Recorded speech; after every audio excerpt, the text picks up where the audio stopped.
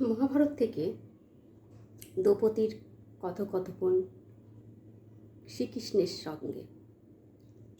তার খেদ আক্ষেপ ছিল প্রচুর শ্রীকৃষ্ণের ওপর। তারই নিয়ে সেই মহাভারত থেকে একটু অংশ আপনাদের পড়ে শোনাচ্ছি।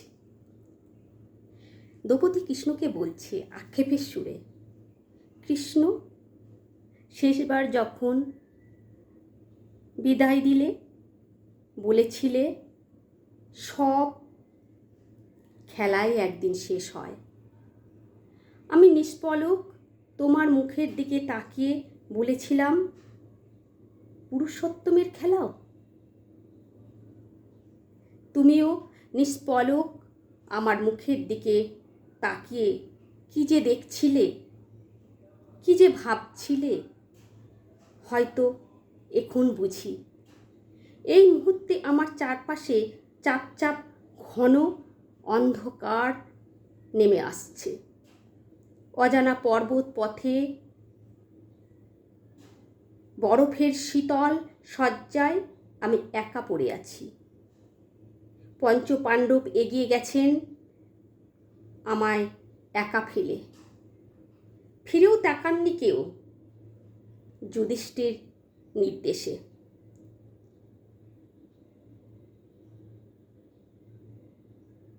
আমার প্রশ্ন সেদিন এক অদ্ভুত ঝিলিক হাসি তোমার মুখে ফুটে উঠেছিল।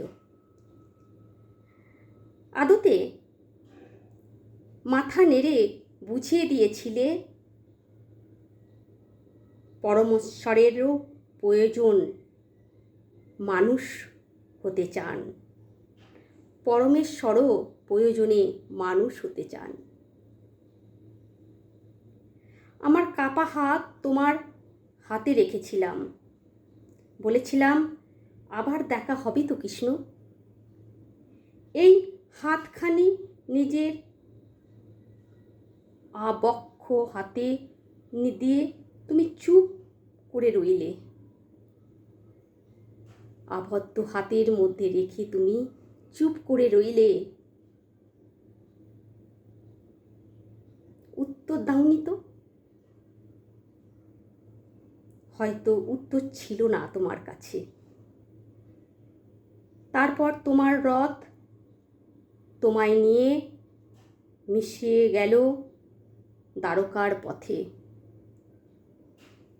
সাদা ধুলো উড়িয়ে অনেকক্ষণ সেই দিকে চোখ মেলে তাকিয়েছিলাম।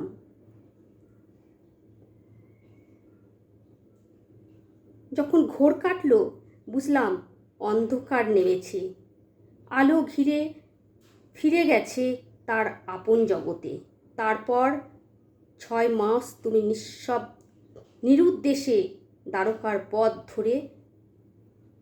কোনো রথ আসে না, কোনো সংবাদ আসে না। একসময় ধৈর্যের বাঁধ ভাঙল। অর্জুনকে ধর্মপুত্র পাঠালেন তোমার খোঁজ নিতে, তোমার সংবাদ নিতে।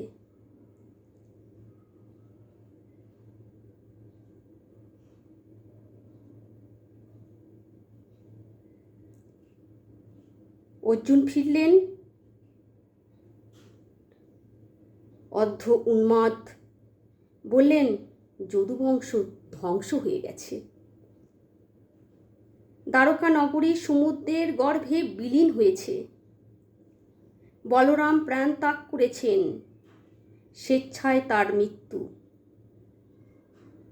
আর তুমি আমার কৃষ্ণ, আমার পরম বন্ধু, পরমেশ্বর মৃত। এরপর আর কিসের প্রাণ ধারণ কৃষ্ণ? কিসের জন্য বাঁচা?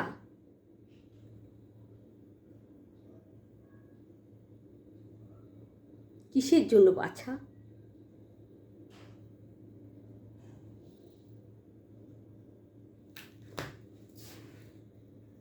মহাপ্রস্থানের পথ ধরলেন যুধিষ্ঠির। সব বাকি পাণ্ডব, তার সাথে বাকি পাণ্ডবও চললেন। আমিও তাদের সঙ্গী হলাম। ধর্মপুত্র সশরীরে স্বর্গ চান, আর আমি চাই তোমায় কৃষ্ণ, আমি চাই তোমায়।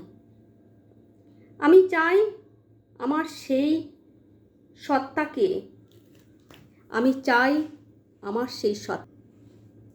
হস্তিনাপুর ছেড়ে বেরিয়ে এসে মনে হলো এতদিনে যেন বুকে ভরে নিঃশ্বাস নিলাম, বুক ভরে নিঃশ্বাস নিলাম। পিছনে রেখে এলাম এক বিচিত্র সংসারের ভালো মন্দ পাপ পুণ্য, আর সেই অতীত যার রন্ধে রন্ধে রয়ে গেছে অন্তঃসলিল মহাকাব্য এক, যে আমার নিয়তি গড়েছে, ভেঙেছে, আর নিজের খেয়ালে, তার নিজের খেয়ালে। আর আমিও সাঁতরে গেছি সেই আগুনের ঢেউ, শুধু কৃষ্ণ নাম বুকে নিয়ে। পর্বতের পথ কঠিন, নিষ্ঠুর, একা, বারে বারে পিছিয়ে পড়েছি। আমি যেন স্বেচ্ছায় পিছিয়ে পড়তে চাইছি। কৃষ্ণ, বড় ক্লান্তি আমার, বড় ক্লান্তি, বড় বেশি ক্লান্তি। পাহাড়ি পথে সবুজ অরণ্য পরে কি অপূর্ব বনজ গন্ধ, তার গায়ে মনে পড়ে বনবাসের দিনগুলি। হৃদয়ের রক্তক্ষরণের হাত রাখতে আদিম বনাঞ্চল আর আরণ্যক রূপকথায় আমার জটাবদ্ধ কেশ কোমল হয়ে উঠল জোনাকির আলোয়। বনফুলের মালা গেঁথে মনে মনে তোমার দিকে এগিয়ে দিলাম।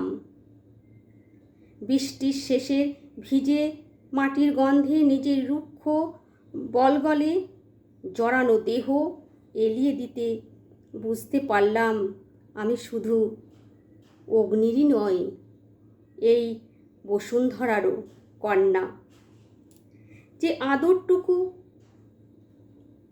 চুষে নিতে চায়।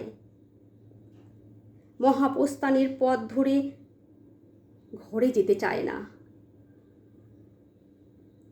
যে পথ ছেড়ে যাচ্ছি সে পথ আর ফিরব না কখনো। তাই পাহাড়ি ঘেরা শ্যামলা ধরা পাথর, অন্নামি ফুল, অন্নামি কুয়াশা সবাই ছুঁয়ে যাচ্ছিল আমার আঙুল ঘিরে।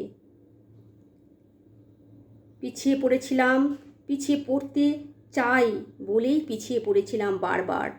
তারপর এলো পাথুরে মরুভূমি, আমার জীবনের চেয়েও রুক্ষ তার মুখ, দুরাচারীর দৃষ্টির মতো শীতল। দেহ আর চলে না, আমার পা অবশ হয়ে আসে। বরফের পথে ক্ষুধা, তৃষ্ণা, ক্লান্তি, হঠাৎ মনে হলো গভীর খাদে তলিয়ে যাচ্ছি। অস্ফুটে অর্জুন ডাক দিল। ভীম উদ্যত হলেন আমায় উদ্ধার করতে। কানে এলো ধর্মপুত্রের ধর্মাচরণ। ভীম আর্তনাদ করে বললেন, দ্রৌপদী তো অধর্ম করেনি, জ্যেষ্ঠ ভ্রাতা, তবে তিনি কেন? উত্তর এলো, দ্রৌপদী অর্জুনের পক্ষপাতদুষ্ট করেছিল, তবেই শাস্তি তিনি ভোগ করবেন। এগিয়ে এলেন ভীম। আমার শেষ শক্তি দিয়ে তীব্র চিৎকারে বলে উঠলাম, যুধিষ্ঠির, আমি এক নারী, তার বরমাল্য প্রথম পরিয়েছিলাম অর্জুনকে। অর্জুনের গলায় তার প্রথম শুভদৃষ্টি হয়েছিল অর্জুনের সঙ্গে। সে তার স্বামী হিসাবে প্রথম জেনেছিলাম অর্জুনকে। এ কি আমার অপরাধ? কতগুলো হৃদয় থাকে এক নারীর, আমার তো এই একটি মাত্র হৃদয়, যা প্রথম দিয়েছিলাম আমার স্বামী অর্জুনকে। তারপর শুরু হলো তোমাদের মহাভারত। আমাকে খণ্ডিত করলে পঞ্চস্বামীর স্ত্রী হিসাবে, কিন্তু আমার হৃদয়, তাকে আমি কি করে খণ্ডিত করব? কেন করতাম? উত্তর দাও ধর্মপুত্র যুধিষ্ঠির। আজ এই অবধি। আপনাদের কেমন লাগে? যদি ভালো লাগে লাইক, সাবস্ক্রাইব, শেয়ার করবেন বন্ধুরা প্লিজ।